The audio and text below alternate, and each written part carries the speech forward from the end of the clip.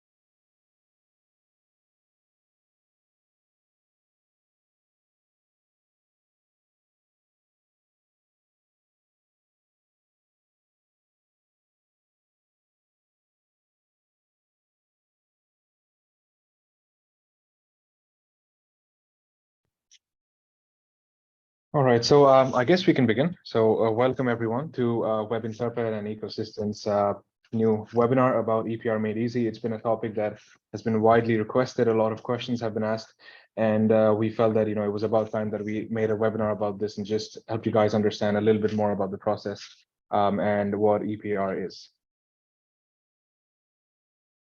So for today, I'm going to be your host. My name is Aryan, and I work at Webinterpret, which is a tech company acting globally to help brands and retailers conquer new markets successfully via online marketplaces. We've been in the business since 2007, and we've helped over 40,000 companies worldwide generate over 300 million euros of sales on different marketplaces. With me is the EPR specialist, Katharina, from Ecosystem, and it is a tech startup and consulting agency located in Berlin, who are the node point between recycling schemes and e-commerce sellers. Since 2020, Ecosystem has helped thousands of e-commerce businesses fulfill their legal recycling obligations all over Europe. A little bit about what we're going to discuss today. So I'll give a sort of background about what EPR is, what needs to be done, and what are the benefits of doing so. We have a quick short testimonial about one of our sellers. Katharina would want to go ahead and explain a little bit more about the registration, what documents are needed, how long the process is, and we also have what to do after registration information, along with some interesting insights from Katharina as well. We'll also have a question and answer session in the end, so please feel free to put in any questions that you would like to ask, and we'll address them at the end of the webinar. About EPR now, EPR is a policy resulting from the EU Packaging Waste Directive, covering packaging design and waste management. It is designed to govern the recycling of packaging waste in the EU member states and regulates recycling quotas for different types of material in response to the growing problem of excessive waste. The governments of the EU countries have not yet managed to create a unified recycling scheme for the whole European single market, and implementation of the directive is different across the different EU member states. We have a lot of different categories, and the French government has now decided to put the responsibility of supporting the EPR law execution on marketplaces, including eBay, by making them legally obliged to confirm that their merchants comply with the EPR regulation. As a result, the sellers are needed to provide their IDs to the marketplaces to keep selling on those countries. This requires some effort, but from the seller's perspective, there are also benefits that are provided by complying with these rules of EPR and being able to still continually sell on the marketplaces. Staying up to date with internal regulations will protect your business and may also provide opportunities for growth. You could be present in one of the top EU markets. France has 10 million of monthly active visitors. It is a huge potential that is not to be missed. Regarding the French market, it is the sixth biggest e-commerce market worldwide and third in Europe after the UK and Germany. In 2022, the online sales increased by over 13% year over year, reaching about 145 billion euros. In total, the French are nearly 42 million to buy on the internet, and the trend is confirmed that among online buyers, the buyers are now increasingly favoring eco-responsibility. So any company's CSR policy is now a big concern for the buyers, and this is just going to motivate them to make sure that they purchase items from a socially responsible company.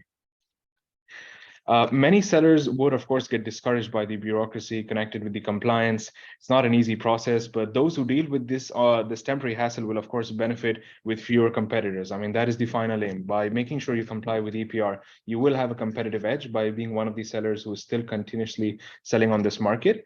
And by taking time to understand and apply for this policy, you can set up your online business for success in a constantly evolving market. The environmental aspect. So for many buyers, it is important that they buy products from businesses that care about the environment. Sustainability has become a critical factor in the consumer decision-making process, making it an essential component for every business and supply chain model. According to some research, we also see that about 81% of consumers stated that sustainability matters to them. 57% also reported that they are prepared to modify their purchasing behaviors just to see what type of impact the products have on the environment. So, a lot of statistics and a lot of data just pushes us to go towards products that are a little bit more sustainable. And the EPR law is just one that if you comply with it, it's just going to tell your buyers that you are still a socially responsible company. It's just going to push them towards, activating and purchasing your products more, visiting your store, visiting your items, and it's just going to give you a competitive edge.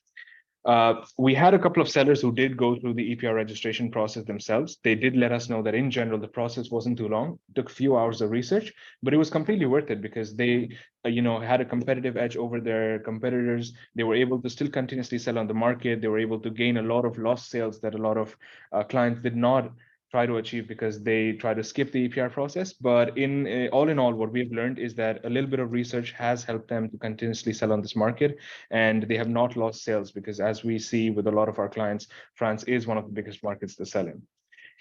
I would like Katharina to take the stage now. She's just going to go a little bit more deeper into this. So Katharina, please go ahead. Thank you, and welcome from my side as well. My name is Katarina Havik. I work for Ecosystem as an EPR compliance consultant, and I'll walk you through what I've prepared for today now on the next slide. So I'm going to give a short introduction about Ecosystem, what it is that we do. Then I'll present our service, how our service hopefully will help you with all your EPR applications, and a little rundown of what it is that you need to do to become compliant in France, as well as some more information about what else it is that we do, and more relevant information. Ecosystem was founded 3 years ago. We're a Berlin-based startup. We are the go-to point for sustainable e-commerce for EPR experts. And we were funded with the idea to make EPR compliance easy for especially small and mid-sized companies. We want to enable them to become compliant by themselves. So we have come up with a digital service, a platform where if you can go to the next slide, where you can sign up for the different EU countries and get information on how to comply with the different national legislations there are that require you to register or license your packaging, your electrical equipment, your batteries, your textiles, your furniture. Those are the waste streams that we cover. We do this for the whole European Union, and then Norway, the UK, and Switzerland. Those are the countries that we cover. To sign up to our platform, you go to our website, you choose the countries that you sell to, and you check whether you are actually obliged to register. So once you find out that you are, you just follow the manual that we provide you with. I've prepared screenshots of what that looks like. So if we can go to the next slide, this is what it looks like. You just choose the countries that you want to sign up with. I've highlighted France today because this is all about France today. And then in the next step, once you've signed up, you get a dashboard. You see the map of Europe. Those are all the countries that we have information on, that we cover. You have the different waste streams on top. So depending on what you've put into our platform, let's say you saw electronics, textiles, and packaging in all of the European Union countries, plus those 3 that I've mentioned, you'll get guides on how to become compliant there, and also information on whether you are actually obliged to become compliant. Maybe you don't have to do anything and you're just fine, which does happen in some cases.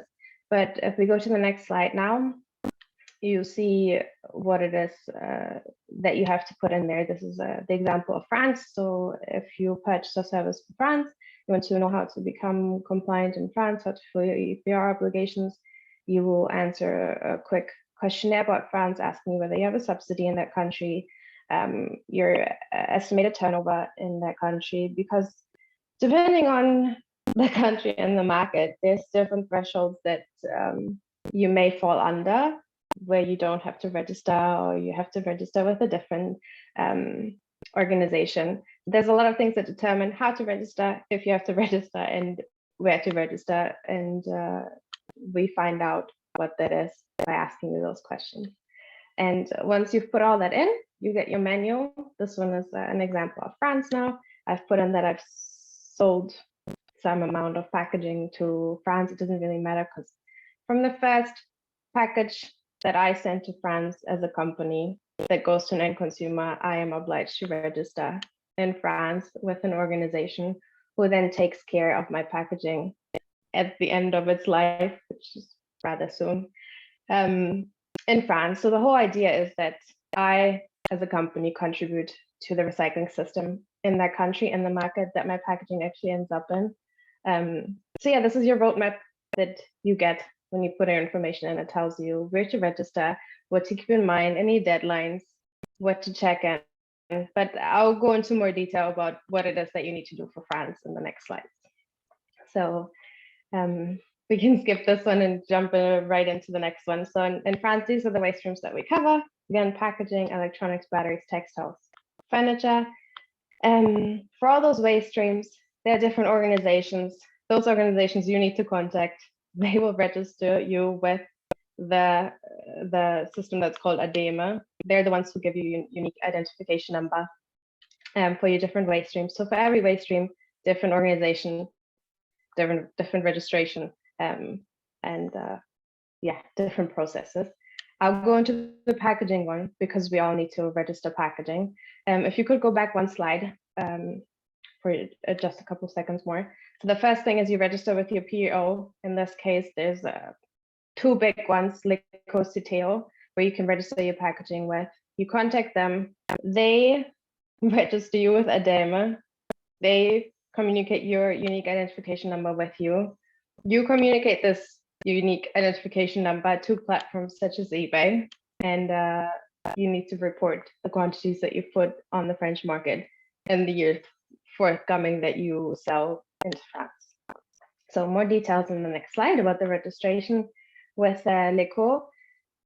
It is rather simple. The thing is, you need to find out how to do it. That's what we're here to help you with. We tell you how to do it. Once you know how to do it, it is rather simple. You need to provide, in this case, let's say Lico, the French organization who can help you get your UIN number for your packaging, with your company address, your VAT ID, a contact person in the company, and your company registration number, for example. You need to set the starting date of the contract, and then you need to communicate a forecast of your, and this is very specific to France, your customer sales units. So a customer sales unit from the French organizations is defined as a unit of packaged product that a consumer can buy separately from others. So you need to determine how much that is, just an estimate for the forthcoming year. Communicate that, and then select your products from a product code list that they provide you with. Once you filled all of it in, you send it off to them. They will take care of your registration. They will register you with ADEME, and they'll come back to you with your unique identification number, which I'll go into detail about in the next slide. Once you have that UIN number, which is quite important, if you want to sell on marketplaces in France for some time now, because more and more countries make it necessary for marketplaces to check whether their sellers are registered and have the respective numbers to show their registration. Just making them a point to ensure that sellers are obliged. So your UIN number in France, you need to display in a marketplace if you want to sell through it. You need to display it in your general terms and conditions on your website, whatever it is that you officially communicate your sales to France through, and potentially also other contractual documents. It really depends a little bit about how your business is set up. But wherever you display that you sell into France to end consumers, you need to display this. And then lastly, and this is something that you will have to do every year, depending on your quantities, from once a year to 4 times a year, every quarter. You need to declare how many customer sales units you have put onto the French market the previous year. So at the beginning of the year, it's an estimate. At the end of the year, it's the actual amount. The declarations differ. If you sell less than 20,000 customer sales units, it's a very easy declaration. If it's under 500,000, it becomes a little bit more difficult. And then if you sell more than 500,000, it takes you a day to figure out, let's say that. But both systems, Citeo, Lico, they help you, they guide you through it. And if you are a customer of ours, we are also always happy to support. You pay annually, you pay in retrospect, you pay once you register, a registration, so to say, deposit. And at the end of the year, when you report your actual quantities that you've put onto the market, you get your final invoice. And then if you sell less than the estimate, you'll get a difference. So for Lico, for example, if you register now, you pay 150 euros. But once you declare into 2024 and you are under those 20,000 consumer sales units, you get the difference between those 150 and 80 euros. Yeah, you get those back. Let's get to further information. We also, in addition to our digital service, offer a premium service where if you don't have the time, you don't want to do it yourself, we're happy to do it for you, do the registrations for you. You have a key account manager with us, and any questions you have, you'll contact your key account manager and we'll help you with it. For a digital service, you can purchase it per country. So if you only sell to France, you can just purchase it for France. Or if you know you're an EU-wide seller, Europe-wide seller, you can get the all of Europe package and get all the information for all the EU countries plus those 3 that I've mentioned. And then lastly, we also have a labeling requirement service. So in France, for example, there's the Chime logo. If you could go to the next slide, it's in the bottom left. Every waste stream in France now needs its own Chime label, and we're happy to help with that as well. We develop them for you, check them for you, or help you do them yourself. Whatever it is that you need, really, give some guidance on that. And yeah, if you are interested in our service now, we brought a code. If you use the code EPR Webinar 15, you get 15 euros discount on any of our products, whether it is the digital service, whatever package you may decide for, or premium service or labeling service, whatever it is. Yeah, feel free to use the code, and also feel free to contact us at any point. We're always happy to help and answer potential questions.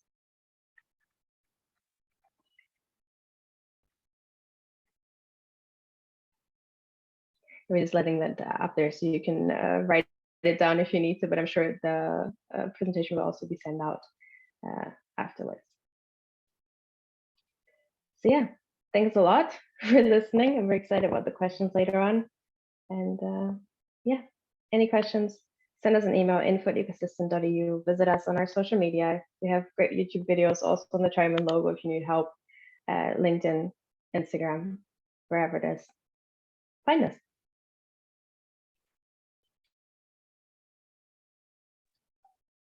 All right.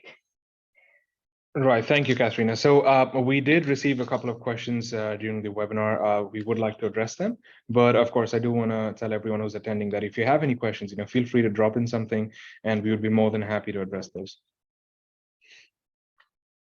Okay. Should I jump right into the questions, or should we leave a little bit more time? Yeah, sure. Let's give them a minute, and then yes, we can start with the questions. Mm-hmm.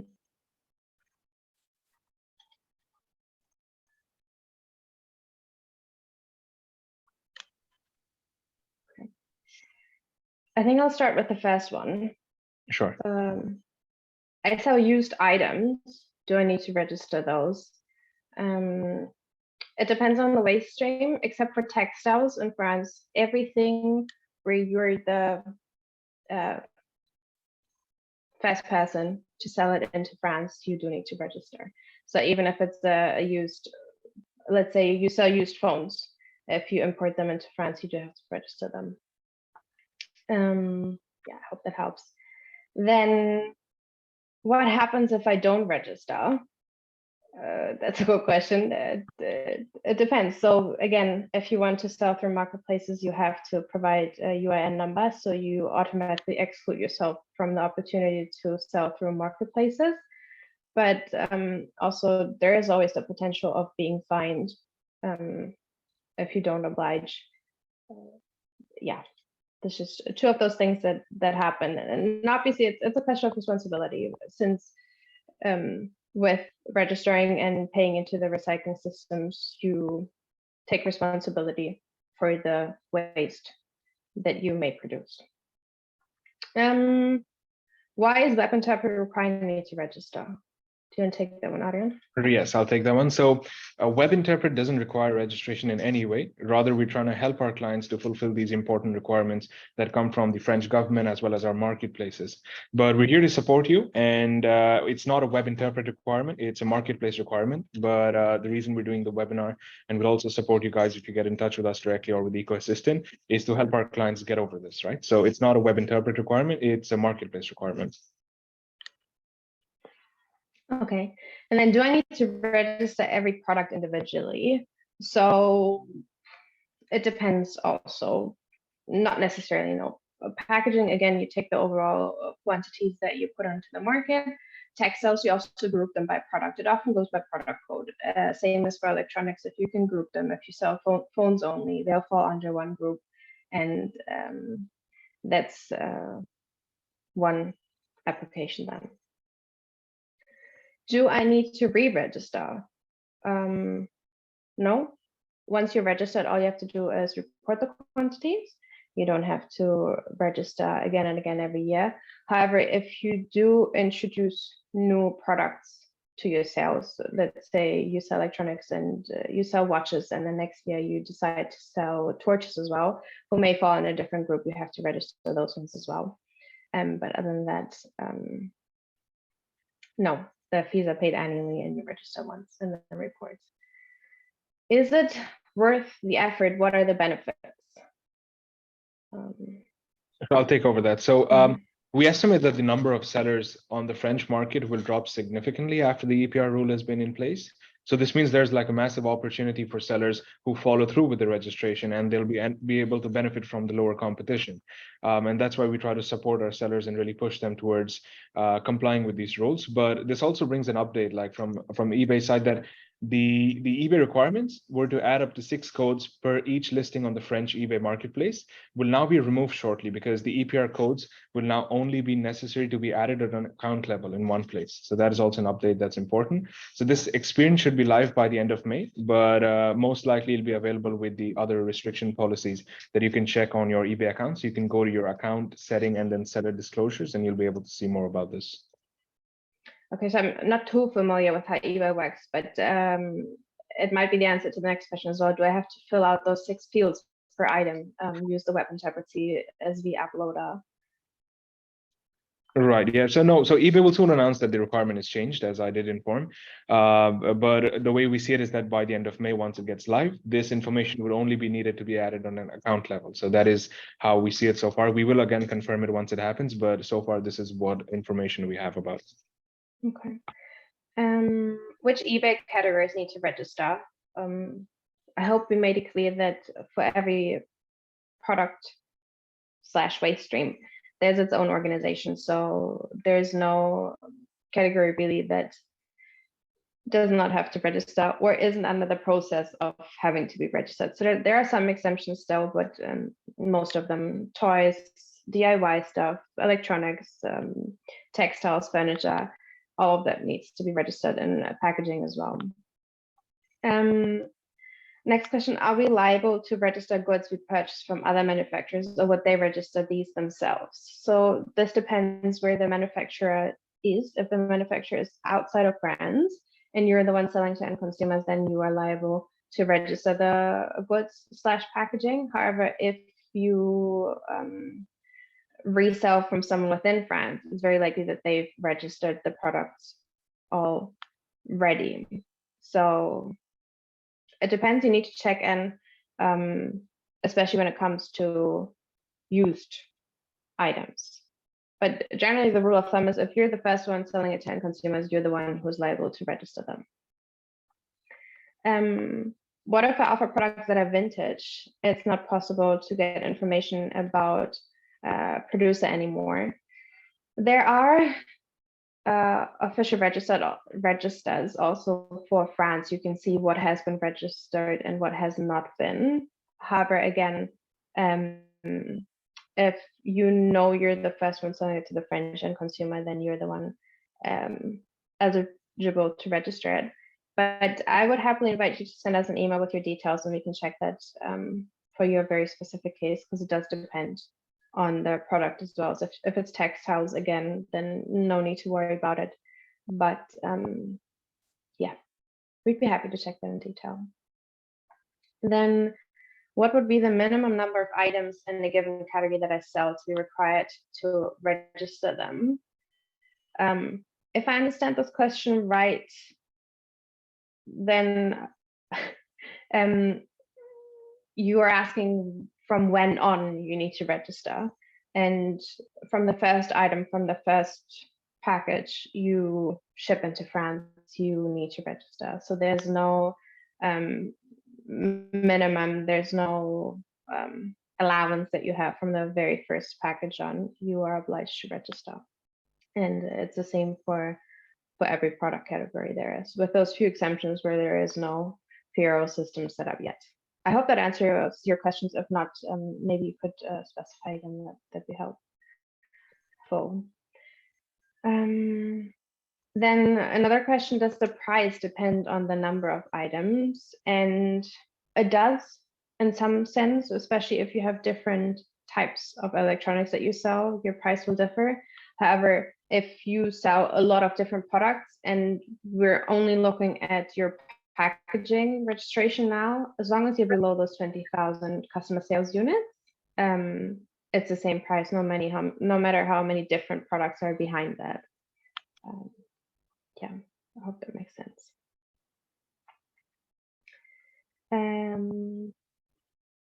Another question, will Ecosystem register us for all EPR categories, or do we have to go off to each organization and register in respective categories ourselves?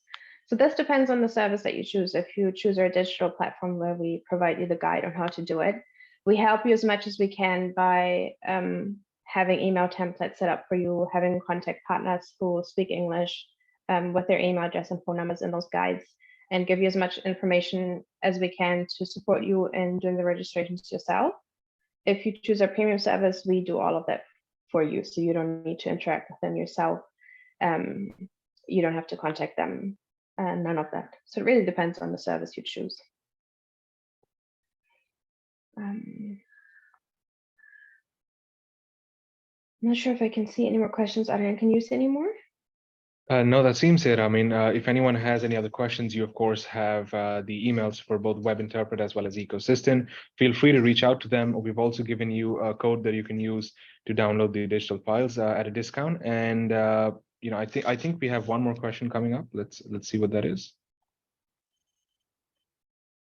Right, no, but I think we've covered this one as well. So those are all the questions for now. I hope you were able to you know, attain more knowledge about EPR, how it can be done, how Ecosystem can help you out, and how it really gives you a competitive edge if you just take some time and comply with these rules. You have the contact details, so please feel free to reach out if there are any more questions or you want to have a one-on-one with either one of us. And thank you guys so much for joining. We will send the recording as well in case anyone has joined late or has missed any part of the webinar. So do not worry about that. And please get in touch with us if there's anything else. So thank you all for attending so much. Thank you, Katrina. And I wish you all. Thank you very much. Thank you.